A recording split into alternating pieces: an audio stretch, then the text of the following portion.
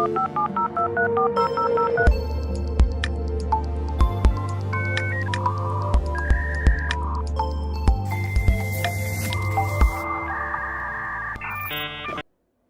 are still broadcasting live from the ITWeb Security Summit. Now we are joined by Marina Bidoli, who is a partner at Brunswick Group. I have known Marina for a while now. Now she's in Milan. How is Milan, Marina? Yeah, it's good. It's spring. It's lovely. Awesome. It's a great city. Awesome. Working with a cyber team for Brunswick across the Middle East, Africa, Europe. So we're still very linked up.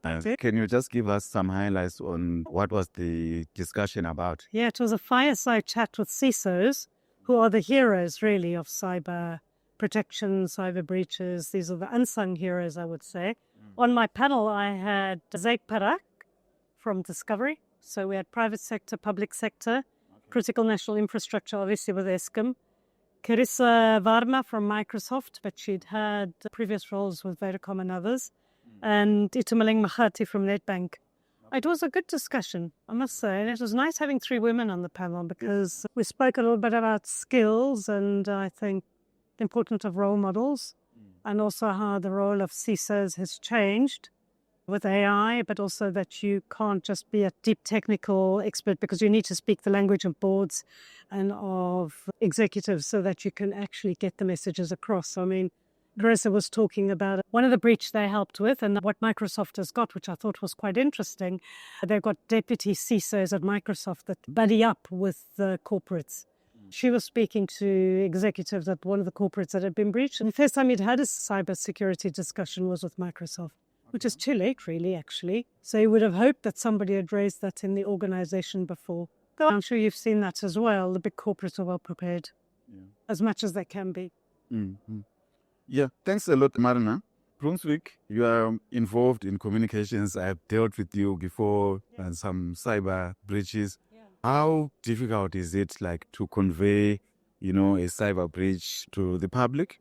Is it easy or you'd rather keep it under wraps? Some of it would be, some of it is proactive because it's regulatory driven.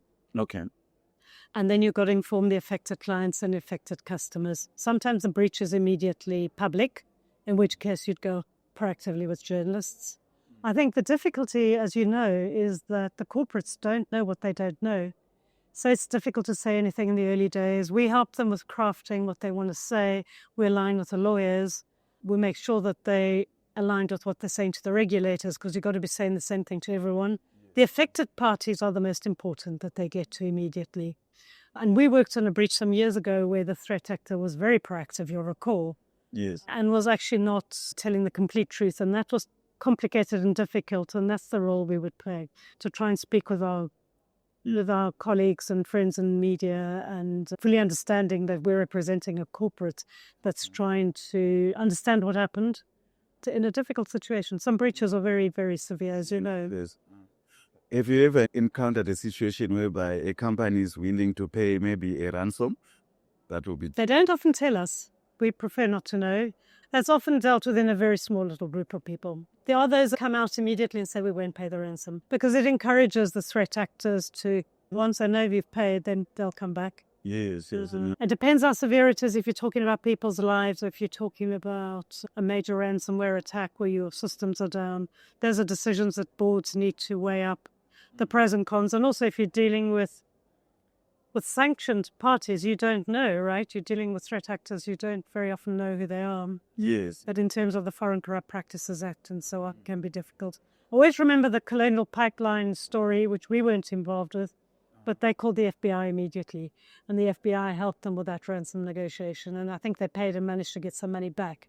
But the reason there was that all those garages up on the east coast of America were running out of fuel and there was a run on the fuel stations.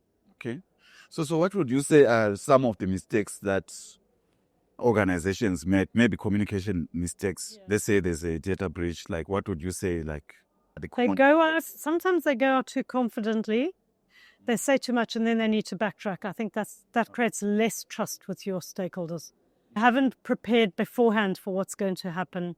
So they don't know how to organize themselves internally. And you have a lot of overlap. And there's a great sense of fear, who's to blame and that kind of thing. They haven't actually got the muscle memory on what to do and how to do it. I think those are the biggest mistakes. You can prepare a lot with the understanding that it's not going to be the same. What we've been helping companies now prepare with is deep fake frauds. Okay. Financial services firms. So doing simulations around deep fakes, which is interesting. And then obviously they use that to train their staff. Awesome. When such incidents happen, there's a brand reputation that needs to be kept intact. How do you ensure that when companies encounter such things, their brand reputation still remains doesn't always remain intact. The thing is, if you saw the Marks and Spencer's breach in the UK, that valuation of that company fell. But the key thing to do there is to retain trust with your stakeholders as much as you can. So you might have that knock, but you want to rebuild it very quickly. You've got to build the relationships well ahead of time so that people give you the trust. And you've also got to show you've learned from the breach. You're not going to repeat it. You don't repeat the same breach. With deep fakes, that's a little bit different with AI, deep fake frauds and that kind of thing. There you need third parties to come out on your behalf. If you're a bank, you might need the Reserve Bank or someone to come out and say this is false. Because the public, especially if it's going viral on social media and you've got all the opportunists jumping in, creating a lot of noise, they won't know what to believe and they might believe the worst. You need someone credible to come out and say that's not true. That's not what happened. On a cyber breach, it depends how severe it is. But companies that have done it well, you always get a bloody nose initially. You've got to come out of it really quickly by doing the right thing, showing that you're doing the right thing, speaking to the right people, not forgetting your internal audiences. Very often in a consumer industry, they're very often your customers too. Okay. So you can't send a communications to an affected customer and not send it to your employees because they may see it anyway. And how easy, you mentioned social media. How is it making a communications company's job easier or difficult? Very hard. Is it? Okay. Very hard. You need a single source, trusted source of information. It's got to be your website. You've got to drive everything back to that. Update it as you can, as you know. So you could put out social media posts on the platforms and say, go to the website for our latest statements. If you need more information, here's the FAQs. Because there's so much noise in a situation like that, you do need to hold it somewhere central. And maybe do an interview at the right time as well. But you know enough. Not to go out too soon. This is the thing. If you go out too soon, you might be saying things that might be wrong. Yeah, exactly. And there's been a lot of talk about artificial intelligence at this point. How is it also impacting your job as a communications specialist? It's impacting all our jobs, I think. On the cyberspace, I heard an interesting discussion earlier where they were saying that CISOs need to be using AI to be constantly doing spear phishing on their employees, just to check how they respond, how quickly they respond, do they fall for it, and then looking at the psychology around it. So, threat actors are using AI, but so are corporates. In terms of your and my jobs, I think it's going to change our jobs quite dramatically on the research side. Yeah. It's the other discussion that was on my panel that was quite interesting was the role of regulation and over-regulation, regulation always trying to catch up and to find that balance between regulation and innovation.